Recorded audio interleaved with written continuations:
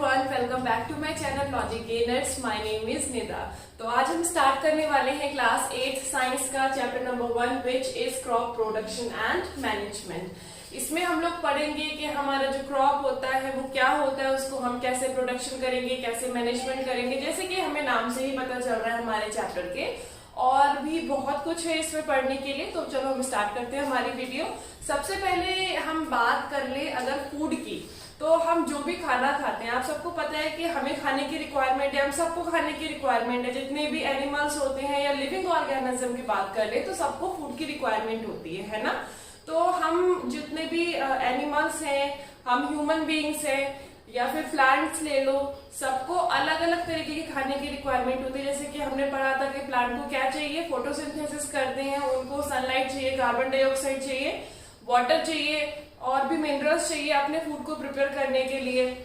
तो वैसे ही जो हम एनिमल्स होते हैं, हमारा भी जो फूड होता है वो 2 टाइप्स क्या होते हैं, या तो फिर हमें एनिमल्स के थ्रू हमारा फूड मिलता है, या तो फिर कहाँ से मिलता है हमें, हमारा फूड हमें प्लांट्स के थ्रू मिलता है। तो ये सारी चीजें हम ऑलरेडी जो हमारे प्रीवियस क्लासेस हैं उसमें हम लोग पढ़ चुके हैं। लेकिन अभी हम बात ये कर रहे हैं कि भाई जो इतना सारा हम फूड की बात कर रहे हैं वो फूड हमें चाहिए क्यों है।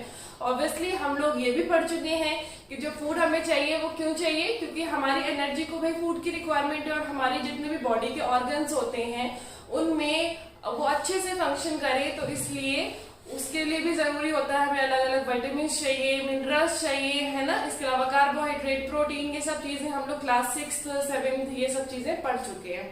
तो चलो अब हम बात करते हैं बेसिकली कि जो हमारा क्रॉप होता है वो क्या होता है। देखो, अब सीधी और सिंपल सी अगर हम एक बात करें तो जो हम लोग फूड उगाते हैं, जो जितना भी हमारा जो खाना वगैरह होता है हमारे घरों तक पहुंचता है। तो ऐसा तो है नहीं कि हमारी इतनी जो पॉपुलेशन है हमारे अर्थ पर, तो वो क्या करती है, सभी लोग अपने अपने घरों में छोटे छोटे पॉट में वीट उगा रहे हैं, राइस उगा रहे हैं। ऐसा नहीं करते ना ये लोग। क्या करते हैं, हम सब लोग क्या करते हैं, हमें अगर राइस चाहिए तो हम क्या करेंगे, शॉप से जाएंगे और खरीद करके ले आएंगे। खुद की तो अपनी खेती नहीं कर रहे हैं।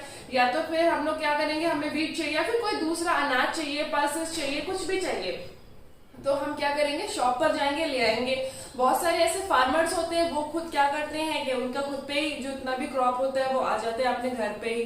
बट ज्यादातर जो पॉपुलेशन है वो अपना जो भी जितना भी फसल होता है, जितना भी अनाज होता है, जो भी फूड होता है वो घर पर नहीं उगाते, वो बाहर से लेकर के आते हैं। तो ऑब्वियसली इस चीज से हमें पता चलता है कि जो हमारा फूड होता है वो हर एक पर्सन नहीं उसको ग्रो कर रहा है। वो कोई पर्टिकुलर पर्सन होंगे जिनको हम फार्मर्स कहते हैं, वो ग्रो करते हैं और उनका पूरा मैनेजमेंट होता है कि भाई वो ग्रो करेंगे, फिर उसके बाद में वो कैसे स्टोर होगा, ग्रो करने के बाद में उसको हम कैसे मैनेज करेंगे, मैनेज करने के बाद वो कहाँ कैसे कैसे इसको डिस्ट्रीब्यूशन मिलेगा, कहाँ कहाँ डिस्ट्रीब्यूट किया जाएगा और वो हम तक कैसे पहुंचाया जाएगा, है ना। तो यही जो पूरा का पूरा प्रोसेस है इसके बारे में ही पढ़ेंगे हम लोग इस चैप्टर में। तो बेसिकली हम लोग पढ़ते हैं कि क्रॉप क्या होता है। जो सबसे फर्स्ट टर्म है हमारे इस चैप्टर का विच इज क्रॉप। तो क्रॉप होता क्या है इसके बारे में हम लोग देख लेते हैं। तो crop, when plants of the same kind are grown and cultivated at one place on a large scale, it is called crop। मतलब कि बहुत सारा, जैसे कि मैंने अभी आप लोगों को से बोला कि जो भी हमारा फसल होती है, जो भी हमारा क्रॉप होता है वो क्या है ना, छोटे छोटे गमलों में लगा दिया, घर में ऐसा थोड़ी करेंगे भाई। एक बहुत ही लार्ज स्केल पे इसको ग्रो किया जाता है। जैसे कि जो हमारी पॉपुलेशन है, इतनी पॉपुलेशन है, हर किसी को फूड चाहिए। ऐसा तो है नहीं कि भाई रिच पीपल खाएंगे, पुअर पीपल नहीं खाएंगे, सबको खाना चाहिए जिंदा रहने के लिए। तो इतने ज्यादा लोगों तक फूड पहुंचाने के लिए लार्ज स्केल पर क्या होगा, प्रोडक्शन होगा। लार्ज स्केल पर जो भी फूड है हमारा वो ग्रो करेगा। और एक सिंगल, मान लो कोई एक फील्ड है, वहां पर हमने क्या किया, एक पर्टिकुलर प्लेस पर हमने इसको ग्रो किया। तो वन प्लेस पर हम जब लार्ज स्केल पर कोई भी कह लो प्लांट्स हो गए, तो उसको हम ग्रो करेंगे, तो उसको हम क्या बोलेंगे, क्रॉप बोलते हैं। बहुत सारे प्लांट्स को एक ही जगह पे एक बड़े स्केल पर ग्रो करते हैं, उसको हम क्या बोलेंगे, क्रॉप बोलेंगे। अच्छा, अब हमारा आता है कि जो क्रॉप होती है वो बेसिकली हमारे कितने टाइप्स की होती है। क्रॉप तो हमने पढ़ ली कि भाई जो प्लांट्स होते हैं वो जो हम लार्ज स्केल पर एक प्लेस पर अगर हम ग्रो करते हैं तो उसको हम क्रॉप बोलेंगे। बट जो हमारा क्रॉप होता है ये 2 टाइप्स के होते हैं। First is kharif and the second one is rabi. Crop जो खरीफ होगा और रबी होगा इसमें क्या डिफरेंस है? डिफरेंस ज्यादा कुछ नहीं है, इसमें नॉर्मली जो वही होगा, प्लांट्स ही ग्रो होंगे, कुछ और अलग से हम लोग ग्रो नहीं कर रहे हैं, बट इसका जो सीजन होगा ना वो चेंज हो जाएगा। जैसे जो हमारा खरीफ होता है वो नॉर्मली रेनी सीजन में हम ग्रो करते हैं, ठीक है। ऐसे जो भी क्रॉप होगी जो कि हम रेनी सीजन में ग्रो करेंगे, उस टाइप की जो भी क्रॉप होगी उसको हम लोग खरीफ क्रॉप बोलते हैं। अब ये क्वेश्चन अराइज होता है कि भाई इसको रेनी सीजन में ही क्यों ग्रो किया जाता है? तो उसका सिंपल सा रीजन ये है कि ऐसे जो भी क्रॉप्स होंगे जो कि खरीफ के अंडर में आएंगे उनको बहुत ज्यादा पानी चाहिए होता है ग्रो करने के लिए। ओके, जब राइस का जो सीजन आता है ना राइस को ग्रो करने का, तो उस टाइम पर आपने देखा होगा, जब अगर आप कभी फील्ड वगैरह जो एरिया होते हैं फील्ड्स वाले, तो वहां पर गए होंगे तो छोटे छोटे से प्लांट्स होते हैं, उनको हम लोग क्या करते हैं फील्ड्स में लगाते हैं। तो उनको क्या होता है ग्रो करने के लिए बहुत ज्यादा पानी चाहिए होता है, जो भी प्लांट्स होते हैं जो कि खरीफ के अंडर में आएंगे।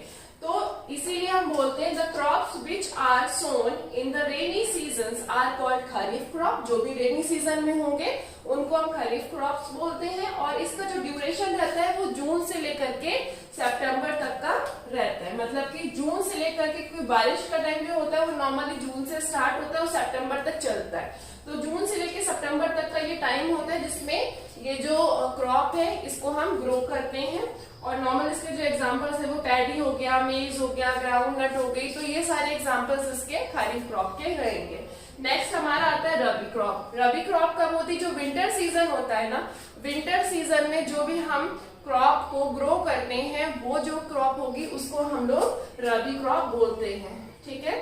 तो इसका जो ड्यूरेशन रहेगा वो विंटर सीजन कब से स्टार्ट होता है? अक्टूबर से होता है। अक्टूबर से मार्च के बीच का जो टाइम होगा जिसमें सर्दी रहती है उसमें ही ये क्रॉप ग्रो करती है। नॉर्मली जो वीट हो गया या ग्राम हो गया, चने वगैरह जो होते हैं, मटर होती है, पी और सरसों जिसको मस्टर्ड बोलते हैं, ये सारी चीजें इसी सीजन में ही ग्रो करती हैं। अब एक क्वेश्चन यहाँ पे ये बनता है, जून से लेके सितंबर तक तो हो गई हमारी खरीफ, इसके बाद में अक्टूबर से लेके मार्च तक हो गई हमारी रबी। अब मार्च के बाद में हमारे फिर क्या है, जून आने में कितना हो गया? अप्रैल मई, ठीक है, 2 महीने हो गए। अब जो 2 मंथ्स जो बीच में होते हैं, 2 या 2.5 मंथ जो भी रहेंगे, तो उस मंथ में हम लोग क्या करेंगे? उस मंथ में क्या करते हैं, बीच में कुछ ऐसे क्रॉप लगा देते हैं, ग्रो कर देते हैं जो कि बहुत जल्दी हो जाते हैं। जैसे कि पल्सेस होती है, बहुत सारे ऐसे बीन्स होती हैं, वेजिटेबल्स होते हैं, पल्सेस होते हैं जो कि जल्दी जल्दी ग्रो कर जाते हैं। तो उस टाइम में बहुत सारे जो फार्मर्स हैं वो क्या करते हैं, ये पल्सेस या वेजिटेबल्स को ग्रो करते हैं अपनी फील्ड्स में, तो जो कि हम तक ऑब्वियसली पहुंचती हैं और हम लोग उसको खाते हैं, है ना। तो ये तो हो गई हमारे खरीफ एंड रबी क्रॉप और क्रॉप की बात। अब हम बात करते हैं कि जो हमारी क्रॉप हम ग्रो करेंगे तो क्या ऐसे ही ग्रो हो जाएगी कि भाई हमने सोचा और थोड़े से बीज डाल दिए, है ना, और उसके बाद वो ग्रो हो गई? ऐसे तो होगी नहीं। तो पूरा का पूरा उसका एक मैनेजमेंट होता है कि जो हमारी क्रॉप होगी उसको हम किस तरीके से ग्रो करेंगे। उसकी अलग अलग एक्टिविटीज होती हैं, प्रैक्टिसेस होती हैं, उसके अकॉर्डिंग हम कोई भी क्रॉप को ग्रो करते हैं। तो हम वो एक बार देख लेते हैं कि कौन कौन सी ऐसी प्रैक्टिसेस होती हैं जो कि हमारी क्रॉप को ग्रो करने में हमारी हेल्प करती है। ओके, तो अब हम बात कर लेते हैं हमारे एग्रीकल्चरल जो प्रैक्टिसेस हैं, मतलब जो ऐसी एक्टिविटीज हैं जो कि हमारे क्रॉप को ग्रो करने के लिए काम में आएंगी, ठीक है ना। तो यहाँ पर कुछ स्टेप्स हैं जिसको हम देख करके पता कर सकते हैं कि हम क्रॉप ऐसे ही नहीं उगा लेंगे, तो उसके लिए भी हमें बहुत सारी एक्टिविटीज की रिक्वायरमेंट होती है। तो फर्स्ट हो गया हमारा प्रिपरेशन ऑफ सॉइल, मतलब जो हमारी सॉइल होती है सबसे पहले हमें उसको प्रिपेयर करना होता है। उसके बाद में हम उसमें सोइंग करते हैं, मतलब जो सीड्स हैं उनको हम सो करवाते हैं। Third is adding manure and fertilisers, जो कि हमारे मैन्योर होते हैं, फर्टिलाइजर होते हैं, वो हम कैसे ऐड करेंगे, क्यों करेंगे, ये भी जरूरी है। Irrigation, protecting from weeds, harvesting and storage, ये सारे के सारे स्टेप बाय स्टेप हम लोग देखेंगे। सबसे पहले हम लोग बात कर लेते हैं first step which is preparation of soil. जो हमारा सॉइल होता है उसको हम कैसे प्रिपेयर करें। अच्छा, तो हमारा जो ये फर्स्ट जो स्टेप है हमारा which is preparation of soil, तो ये हम लोग क्या करेंगे, जो सॉइल है उसको कैसे प्रिपेयर करें, क्या करना है, हमें कौन कौन से स्टेप्स लेने हैं वो हमें इसमें देखना है ना। तो अब हम सबसे पहले ये क्वेश्चन बनता है कि भाई हम सॉइल को क्यों प्रिपेयर कर रहे हैं। सॉइल को प्रिपेयर करने का ये रीजन है कि जो हमारी सॉइल होती है उसको हमें अच्छे से पहले लूज करना है। क्यों लूज करना है कि भाई उसके अंदर क्या जाने वाला है, सीड्स जाने वाले हैं जो कि ग्रो करेंगे, तो भाई हमें उसको तो अच्छे से हमें लूज करना ही पड़ेगा, अच्छे से प्रिपेयर करना ही पड़ेगा ऑब्वियसली, है ना। तो ये क्वेश्चन बनता है कि जो हमारे जो ये सॉइल होता है इसको लूज करने की क्या जरूरत पड़ती है। लूज करने की जरूरत इसलिए पड़ती है क्योंकि जब हम सॉइल को लूज करेंगे ना तो उसके अंदर जो रूट्स हैं, जो प्लांट्स ग्रो होने वाले हैं, उनकी जो रूट्स हैं वो अच्छे से ब्रीद कर पाएंगे, है ना। उनकी ब्रीदिंग अच्छे से होगी तो वो जो प्लांट्स हैं वो ग्रो भी अच्छे से करेंगे। और दूसरी चीज ये है कि जब हम इसको लूजनिंग करते हैं, जो भी हमारी सॉइल होती है, तो उसमें क्या होता है कि जितने भी सॉइल है ना तो उसमें बहुत सारे माइक्रोब्स और जो जिनको हम फार्मर्स का फ्रेंड्स बोलते हैं, मतलब कि अर्थवॉर्म्स, वो ग्रो करना स्टार्ट हो जाते हैं। जब वो ग्रो करेंगे तो वो क्या करेंगे, अपने जो सॉइल होगी उसमें ह्यूमस ऐड करेंगे। ह्यूमस हम लोगों ने पढ़ा था प्रीवियस क्लासेस में। ह्यूमस क्या होता है हमारा, ह्यूमस होता है कि जो भी हमारे डेड एंड डिकेड एनिमल्स होते हैं ना कि बहुत छोटे छोटे सॉइल में तो बहुत सारे एनिमल्स या इंसेक्ट रहते हैं, तो जब वो लोग उनका जो डेड बॉडीज होती हैं उनसे बहुत सारे न्यूट्रिएंट्स मिल जाते हैं सॉइल को। और हमने ये चीज प्रीवियस क्लासेस में ऑलरेडी पढ़ रखी है कि जो हमारे प्लांट होते हैं उनको ग्रो करने के लिए बहुत सारे न्यूट्रिएंट्स की रिक्वायरमेंट होती है, जो कि कहाँ से मिलती है, सॉइल से ही मिलती है। और सॉइल को कहाँ से मिलती है, यही सारे जो डेड एंड डिकेड जो एनिमल्स होते हैं, इंसेक्ट होते हैं, इनसे ही मिलती है। तो स्टार्टिंग में जो प्लांट्स होते हैं वो सारा का सारा न्यूट्रिएंट्स सॉइल से एब्जॉर्ब कर लेते हैं, तो न्यूट्रिएंट्स की कमी हो जाएगी। बट अगर हम इसको अच्छे से लूज कर देंगे, सॉइल को अच्छे से लूज कर देंगे, तो ये क्या करेंगे, जो अर्थवॉर्म्स हैं, जो माइक्रोब्स हैं, ये क्या करेंगे, उनका ये टिलिंग कर देंगे। टिलिंग क्या होती है, टर्निंग ऑफ सॉइल, जो सॉइल को टर्न करते रहेंगे ऊपर से नीचे, नीचे से ऊपर। तो क्या है कि जो ऊपर वाली जो टॉप लेयर होती है वो वापस से नीचे चली जाती है रूट्स के पास, और वहां पर रूट्स उससे न्यूट्रिएंट्स एब्जॉर्ब कर लेते हैं। हम लोगों ने ये पढ़ा था ना, टॉप सॉइल जो होती है वो कुछ सेंटीमीटर तक रहती है और उसी में ह्यूमस होता है। बट अगर नीचे वाले जो रूट्स हैं वो एब्जॉर्ब कर लेंगे न्यूट्रिएंट्स को, तो टॉप सॉइल से वापस से नीचे टर्न होंगी जैसे माइक्रोब्स की हेल्प से, तो फिर से वो रूट्स के पास जाएंगी और रूट्स उन न्यूट्रिएंट्स को एब्जॉर्ब कर लेगा, है ना। तो ये जरूरी होता है टर्निंग जो भी सॉइल्स की होती है और लूजनिंग सॉइल्स की होती है, जो कोई भी प्लांट्स या कोई भी क्रॉप को ग्रो करवाने के लिए। तो इसीलिए यहाँ पर प्रिपरेशन ऑफ सॉइल बहुत ज्यादा जरूरी हो जाता है। जब ये लूजनिंग हो जाती है और जब इसको हम अच्छे से टर्न करवा देते हैं, सबसे पहले इसमें एक डेफिनेशन हम बोल दें कि जो भी हम लोग एक टर्म देखेंगे एनसीईआरटी की अगर आपकी बुक है, और नॉर्मल भी हमें पता होना चाहिए टिलिंग क्या होती है या फिर प्लॉविंग क्या होती है। प्लॉविंग या फिर जो टिलिंग होती है वो क्या होती है, टर्निंग ऑफ सॉइल।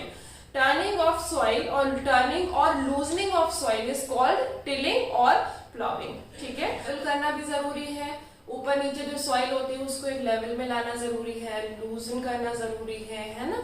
और इसके अलावा हमें थोड़े जो बड़े बड़े जो ग्राम्स हैं उनको छोटे छोटे जो पार्ट्स हैं उसमें तोड़ना भी जरूरी है, जो ग्रेन्स के साइज के हो जाएं ताकि ग्रेन अच्छे से ग्रो कर सकें।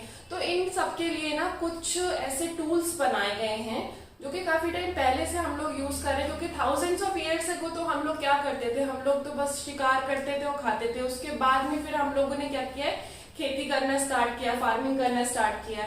तो अब जब से फार्मिंग स्टार्ट हुई तब से कुछ ना कुछ टूल्स तो यूज हो ही रहे हैं। तो यहाँ पर बेसिकली जो प्रिपरेशन करते हैं हम सॉइल की, उसके लिए हम 3 टाइप्स के टूल्स यूज करते हैं। तो फर्स्ट हमारा हो गया प्लाउ, सेकेंड हो गया हमारा हो, और हमारा थर्ड हो गया कल्टीवेटर, ठीक है। तो ये तीनों हमारे टूल्स हो गए। जो हमारा प्लाव होता है वो क्या होता है, नॉर्मली आपने देखा होगा जब गांव वगैरह में सबसे जो ट्रेडिशनल मेथड होता था उसमें क्या करते थे, 2 ऑक्स हो गए या तो फिर 2 बुल हो गए, इस टाइप से हम लोग लेते थे और वो ड्रॉ करते थे। एक टूल होता है जिसको हम लोग प्लाव बोलते हैं, और उसकी हेल्प से जो भी हमारी पूरी सॉइल है फील्ड की उसको हम लोग लूज करते थे और लेवलिंग उसकी करते थे, उससे वीड्स भी हटाए जाते हैं। तो वो कुछ दिखने में ऐसा होता है। मैं थोड़ा रफली बना रही हूँ उसको,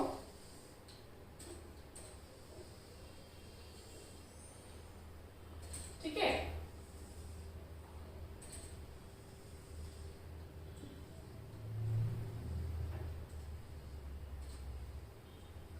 इस टाइप से होगा। तो यहां पर ये जो हो गया हमारा, यहाँ पर नीचे की साइड ना एक ये ब्लेड होता है, ये वाला जो पार्ट होगा ये ब्लेड टाइप का होता है। इसमें क्या करेंगे, यही जो नीचे की जो सॉइल होती है इसको लूजन किया जाता है, यही वाला जो नीचे ब्लेड होगा यही काम आता है। तो इसको हम लोग बोलते हैं प्लाउशेयर।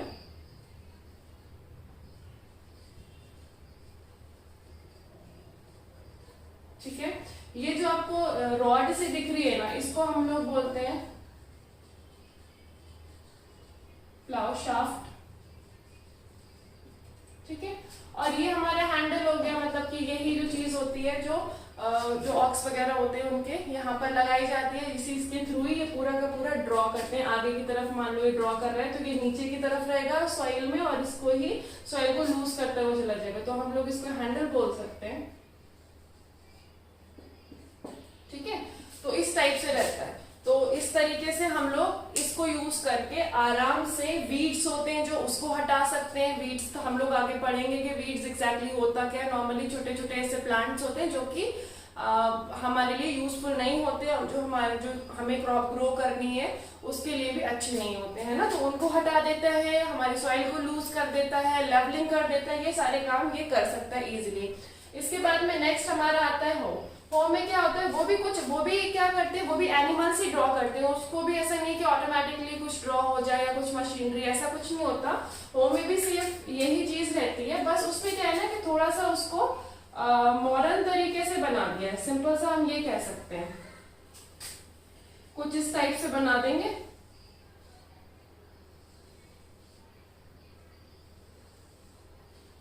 ठीक है, और इसमें भी कुछ यहाँ पर क्या रहेगा,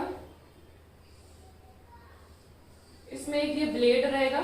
अब यहाँ पर जो है ना ये प्लाउशेयर है, तो यहाँ पर क्या है, ब्लेड होगा नीचे की साइड में, तो ये ही ब्लेड क्या करेगा, लूज करेगा जो सॉइल है उसको। और यहाँ पर एक रॉड होगा, ये हमारा यहाँ पे हैंडल हो गया जो कि एनिमल्स ड्रॉ करेंगे। ठीक है, और ये हमारी मेन रॉड हो गई। कुछ इस टाइप का होता है हो हमारा। तो ये रफली है, जस्ट मैंने आपको बताने के समझाने के लिए बताया है। तो इस तरीके से हम हो और प्लाउ में ज्यादा कुछ डिफरेंस होता नहीं है, बस ये कि थोड़ा सा इसको ब्लेड वगैरह से कुछ ज्यादा अच्छे होते हैं ताकि ये अच्छे से क्या कर सके, जो भी हमारी सॉइल है उसको लूज कर सके, और इसको थोड़ा हैंडल करने में भी आसानी होती है, पकड़ने में भी इसको आसानी होती है। वो थोड़ा सा मतलब इसको बेटर बनाने की कोशिश की है, बट ये भी ड्रॉ किससे होता है, बाय यूजिंग एनिमल्स इसको ड्रॉ करते हैं। ठीक है, अब नेक्स्ट आता है हमारा कल्टीवेटर। कल्टीवेटर क्या होते हैं, कल्टीवेटर्स आपने नॉर्मली देखे होंगे, जो ट्रैक्टर्स वगैरह होते हैं उनके पीछे क्या है ना कि एक बहुत सारे ऐसे हुक से बने हुए होते हैं। ठीक है, तो ये होते हैं हमारे कल्टीवेटर्स। ये लगे होते हैं कहाँ पर, ट्रैक्टर के पीछे लगे हुए होते हैं, और जो सॉइल होती है उसको अच्छे से लूज कर देते हैं। ऑब्वियसली जैसे जैसे हम लोग मॉडर्न होते जा रहे हैं, हमारी जो चीजें हैं वो और ज्यादा हम लोग यूज करने के लिए आसान बनाते जा रहे हैं। तो कल्टीवेटर जो होता है इन दोनों से ज्यादा अच्छा होता है। उसका रीजन यही है कि जो कल्टीवेटर रहेगा ना, तो पहली बात तो उसमें कोई हम लोग एनिमल यूज नहीं कर रहे, उनको परेशान नहीं कर रहे।